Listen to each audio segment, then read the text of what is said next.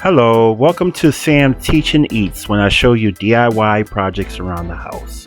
So in this video, we'll be changing a fill valve on your toilet. So before you do anything, you have to make sure that the water is off. There's no water coming in, and then from that, you will disconnect the nut that's underneath the old fill valve, and then the water supply line, and then drain the toilet. Drain it out.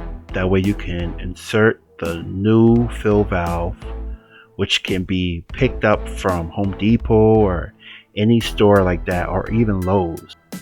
So when you put the new one on, there's usually a plastic nut that goes on the bottom, and then there's a rubber washer that goes on the top when you're putting the new fill valve down into the toilet. So you make sure you tighten it up, hand tight first, but then you take your pliers and then tighten up just a little bit, not too much because you could crack it. So it takes a little gentleness in order to tighten up. And so once you do that,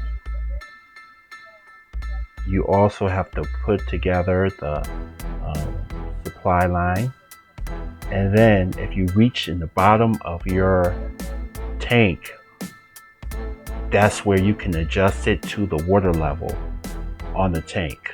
And then there's the hose, that's what the water come out of after you turn the valve on. And then you put the clip on to the overflow valve in order to allow the water to come in and fill up your tank. So do not forget about the adjustment. You can adjust it to the water level, and you can see where the water level is, up or down, depending. And so once you do that, make sure you connect the supply line and then turn the water on.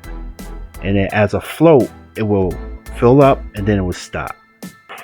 Alright, so thank you for watching. So do me a favor, subscribe and like on Sam Teach and Eats for more videos on DIY projects at your house. Peace.